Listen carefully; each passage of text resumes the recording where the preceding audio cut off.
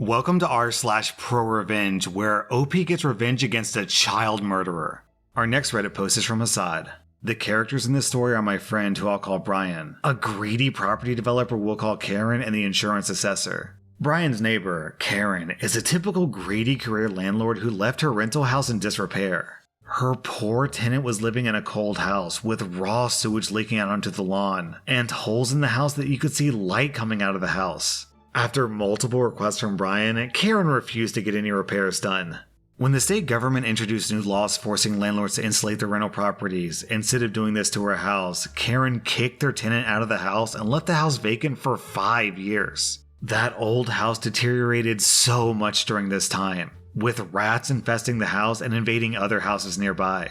Brian and his wife, with their limited funds, were able to get sufficient lending from the bank, and they offered to buy the house and fix it up themselves to improve the neighborhood, or rent it out since there was a massive shortage of rental properties in our local county. Greedy Karen did not want to sell, nor did she want to spend 1 cent on the house to remedy the rodent problem. She also didn't care about the effect that the house was having on the aesthetics of the street. It's important to know that Karen and her wealthy family have over 100 rental properties, and due to lax tax laws in the region, they don't pay a cent in taxes, and they can get tax write-offs when their properties deteriorate. Then they claim this as a loss. Long story short, people like Karen are leeches on our society and are the reasons why property prices are so high, and rent prices are skyrocketing in our area. Her husband is also the chairman of the State Landlords Association, an association that he often fronts the media for, defending landlords and putting a good media spin on them when there's negative press.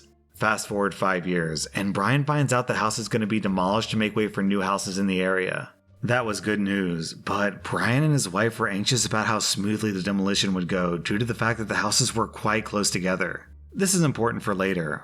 Prior to demolition, the company doing it had to get samples from all sides of the house to check for asbestos. Either Karen made it difficult for the company to check the side of the house bordering Brian's house, or they were simply too lazy. But the company only got samples from 3 sides of Karen's house, not 4.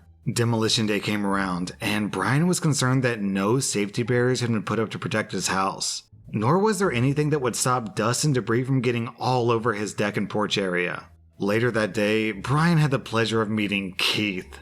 Keith is a demolition company manager who's well known around the district for only caring about money and has little regard for people or property. Keith was doing the demolition himself today with a digger. Brian returned home during a work break to check the progress of the demolition and found the demolition was already complete after only an hour or so. The demolished house was just sitting in a pile. Brian climbed up onto his roof, and to his disbelief, he had found hundreds of bricks had fallen onto his roof, causing damage, though he was lucky that none of the bricks had fallen through the roof into his house. Brian called Keith to ask what went wrong. Keith initially played down the damage, despite there being 200 bricks laying on Brian's roof. Even with the damage done, no apology, and Keith's rude attitude, Brian kept his cool. So Brian said, "Since I did a little bit of roofing when I was younger, I can fix up the roof if you just get me 4 new sheets of rotting iron and we'll call it even. Don't even worry about paying for paint. I can sort that all out when I paint the roof over the fall." Brian's roof wasn't in the best of shape, but it was in much worse shape after having bricks dumped on it, leaving massive dents and chipping the paint. This is the moment that a simple decision on Keith's part would screw him and the landlord big time. "Not happening, pal. Your roof is screwed anyway. I'll get you a sheet of secondhand roofing iron from my yard to repair the damage on the roof, and I can come and hose off the dust on your deck and dog kennel." Cue the revenge. This revenge wasn't intentionally nuclear, but Brian had a dilemma that his roof was damaged and he needed it repaired. There was rain and snow forecast later in the week, and he shouldn't be out of pocket having to buy new materials to fix up his own roof to a livable standard. Brian is normally calm and relaxed, but man, this situation and the way that his property were treated sparked an anger that I had never seen before. Brian got in contact with his insurance company, so they sent out a building assessor to assess his claim. The assessor would then be able to seek damages from the landlord or demolition company if he found them to be at fault. Brian also reported the demolition company to the local health and safety authorities due to their lack of safety precautions used when doing the demolition. The assessor got on the roof with Brian and was mortified to hear how Keith had acted in such disregard with the damage done to the roof. And his lack of an apology for any wrongdoing made the assessor mad. He then looked more concerned, bent down, and picked up some gray fibrous material. The assessor said, Luckily, thanks to COVID, we already have masks on, Brian. This here looks like it's asbestos. I don't know how they got the sign off to get the house knocked down in this manner. You wouldn't know it at the time, but if you breathe in these fibers, it can cause serious diseases later on in life, including lung cancer. I'll get this sent off to the lab for testing and we'll be in touch. Fast forward another day, and Brian was contacted by his insurance company. It turns out that the side of the house that wasn't tested was clad in asbestos. All asbestos is bad, but this wasn't just any asbestos. This was the worst possible type of asbestos that you can get. His insurance company will also be seeking damages to replace Brian's whole roof, not just a damaged part. The cost to replace Brian's roof would be around $20,000. This was the cheap part. The demolition site was shut down by the local authorities, and there had to be a massive decontamination of the area. This involved having to remove at least a half meter of topsoil on the surrounding properties, then test the soil and remove more if there's still asbestos found. Houses with decks had to have their decks removed so that soil could be excavated from underneath. The cost to clean this up will likely be in the hundreds of thousands of dollars. But who would pay this bill was still unknown at this point. Whether it be Keith's insurance, Karen's insurance, or them personally, only time would tell. In regards to Brian, with his family and their dog potentially being exposed to asbestos, this is another battle for them to fight, and I'll keep you updated.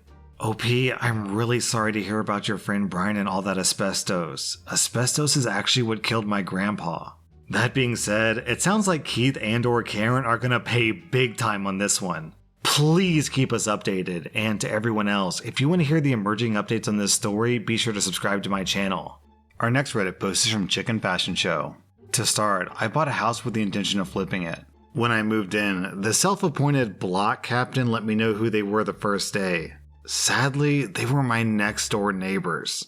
I tried to be friendly, but listening to them, I realized how horrible they were, and I tried to keep it civil. My significant other kept saying, just wait for it to be our turn. They bragged about, through their contacts with the city, forcing people to make improvements on their houses, getting undesirable renters out of the houses, and just harassing people in general. As I worked on flipping the house, the wife became a worse thorn in my side. To start, she demanded that I put up a fence so people would quit cutting through my yard and scaring her. Then, her and her husband demanded that I take care of the weeds in my yard, or they would do it and bill me. After that, during a storm, a tree scraped their shingles and they asked for $1,200 to replace them. The tree was there before I moved in, and they're responsible for cutting back the branches to the property line. When I wouldn't pay, they had a relative jump my fence and cut the trees down. Needless to say, I began to ignore them, so she became a constant gnat and moved on to another target. Then one day, as I was tearing down my deck for a patio, I realized she put a feral cat colony on a section of my property. I had wondered why all these stray cats were around, and I finally figured it out. I reached out to the city and demanded that it be removed, but they said that she followed the law in putting it up. As I tried to get it shut down, she began unhinged behavior, like standing in her windows staring at me, yelling out her windows at me, or hitting my fence with items to scare my dog. Here's how my revenge started.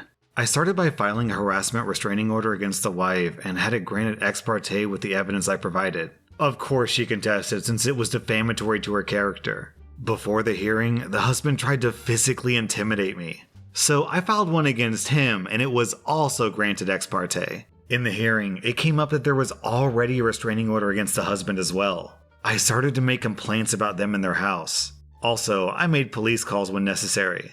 As I did this, the other neighbors began to realize that they could do to my neighbors what my neighbors had done to them. For example, I was having my front door replaced, so I needed a building work permit. I knew my neighbors were doing internal remodeling, so I called a city inspector and they were fined for not having a permit. As she ranted at the inspector, he looked at my window and saw that I had my permit displayed. They like to hoard things on their back porch, so I made another call to a city inspector and they had to clear it out. Then they had a broken window on the porch door, so I called an inspector and they had to replace the door. Next, the paint on their house was peeling, so I called an inspector and they had to repaint. The inspector also found that the wood underneath the paint was rotted and their front porch was sloping. So they had to fix their porch, replace sections of wood, and repaint. Throughout all this, they had put up cameras to prove that they were not doing the things that I said they were doing, such as hitting the fence. They also pointed a camera at my backyard. Since it was legal to point a camera into my yard, I gave the camera a middle finger on the way to and from my garage.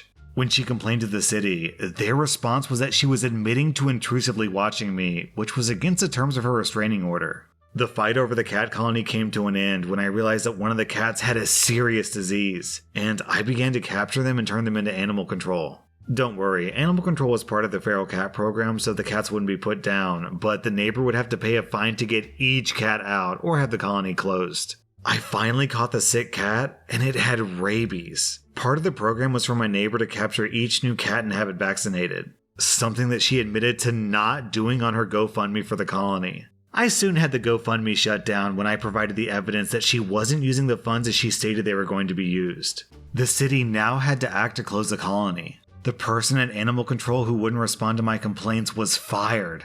The neighbors called in a city mediator, so we met with the mediator, presented all the evidence, and said that we wouldn't meet with our neighbors. And we provided extremely racist tweets that our neighbors made about our other neighbors. So the city cut ties with my neighbors, and they were no longer community leaders. I had taken away their power to bully others and forced them to spend thousands of dollars in fines and repairs, like they did to numerous other neighbors. After 14 years, they sold their house and moved out, way out into the suburbs where they only have one neighbor about 50 yards away. They knew that I was wrapping up my flip and would be out in less than a year. Without being able to bully their neighbors, they seemed to have no further reason to stay. Needless to say, I did several more things to wear them down. Finally, when I listed my house, it was sold while theirs was still on the market. As a final F you to my neighbors, I reported a violation they made when they listed their house, meaning they were paying less in property taxes. So they got hit with more fines on my way out. OP, look, I'm really proud of you for doing all this to your sucky neighbors, but you missed a golden opportunity. If your neighbors really did cut down your trees without permission, then I'd like to introduce you to a thing called tree law. Just do a search for tree law on my channel. I promise you won't be disappointed. If someone cuts down your trees without permission, you can sue them for hundreds of thousands of dollars. Our next Reddit post is from Metal Can't Die. This happened a few years ago. My neighbor started parking on the street behind my car, like literally inches away from my car for no apparent reason. My neighbor has an empty driveway, and he also lived 2 houses down the street. I don't have a driveway, so street parking is a must for me. So, after a few weeks, I asked if it was necessary to park so close to my car when there was literally no other cars on the street for over a quarter of a mile. He said, "No, but there's no law against it," with a big smug grin on his face. A few weeks passed by, and my car got hit because someone couldn't see my car because his truck blocked the view of my car entirely. I saw this happen, but unfortunately I couldn't get a model or license plate number. I find my neighbor's email address and asked him again if he could just park further down the road, closer to his house. He replied, "Nope, suck on it." Okay. I've lived here for quite some time, and I've never had any issues with him or any other neighbor. I keep to myself, never make noise, don't have any noisy pets or parties, etc. His truck has his business name on it. I Google it and find out that it's his own business. He has lots of Yelp reviews, a Better Business Bureau rating, etc. All these links point to his website. I go to check his website and it doesn't load up. I head over to the Whois and see that his domain isn't registered. So I snag it. Before I think of what to do with it, I Google the owner's name and find out that he was convicted of murdering a child 20 years ago. I find a handful of links that details his story rather explicitly. I copy and paste all those links to him in an email to him. I said something like, "Well, if you want to be a jerk for no reason, then I just bought your business domain. Here's all the links I plan on posting on it. I don't have to list your business name because all of your business listings across the internet have this URL pointing to it. Keep parking like a jerk. Yes, it's legal, but you're willfully doing this just to annoy me. I legally bought your domain and I can legally link these articles. Park behind me again and I'll launch it." Within an hour, his truck was moved into his own driveway.